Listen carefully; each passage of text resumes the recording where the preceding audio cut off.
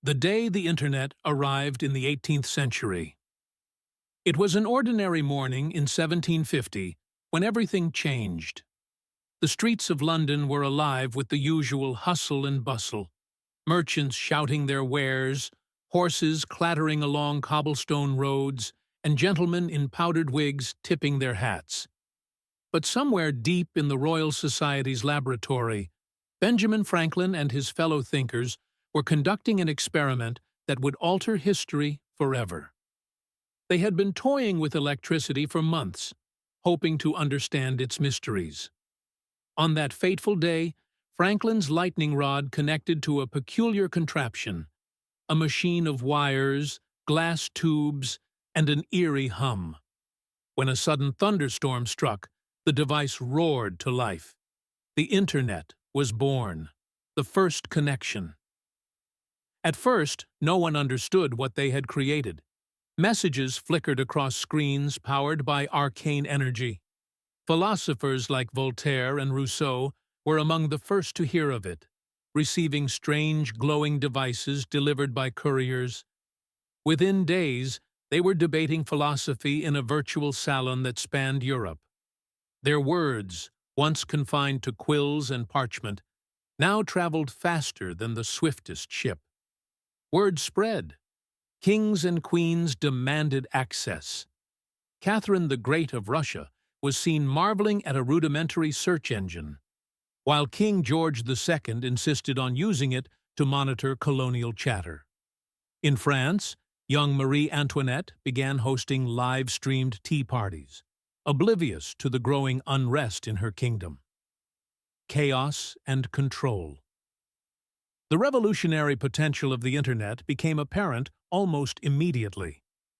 Thomas Jefferson, experimenting with this web, wrote his grievances against the British Crown as a viral manifesto.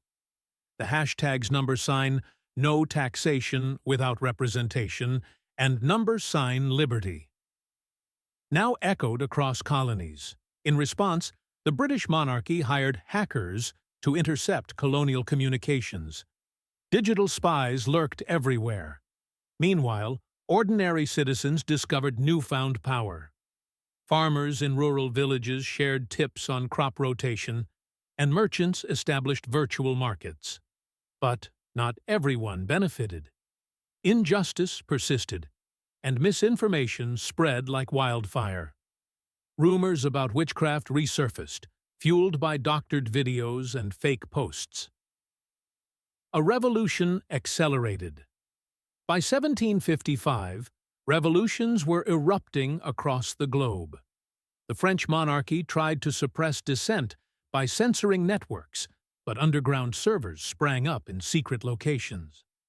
George Washington, donning not only his military uniform but also a pair of tech goggles, coordinated battles with real-time updates. The world was on fire, and the Internet was the spark. The cultural shift. Internet wasn't just a tool for progress, it became a weapon. Monarchies weaponized propaganda to maintain control, and hackers disrupted economies by altering trade records. Some wondered if this technology was a blessing or a curse. The aftermath. By the dawn of the 19th century, the Internet had reshaped the world. Borders blurred as cultures mingled online, and new alliances formed in virtual spaces. But with this unprecedented power came endless conflict. In an era unprepared for the complexities of digital life, humanity faced challenges it could scarcely comprehend. And yet, as Voltaire famously wrote on his blog, "With great connectivity comes great responsibility." The 18th century, a time of wigs, revolutions, and candlelight, had become a battleground for ideas and innovation. It was a world transformed, forever teetering between enlightenment and chaos. The question remains: would humanity have thrived in such a world, or would it have crumbled under the weight of its own invention?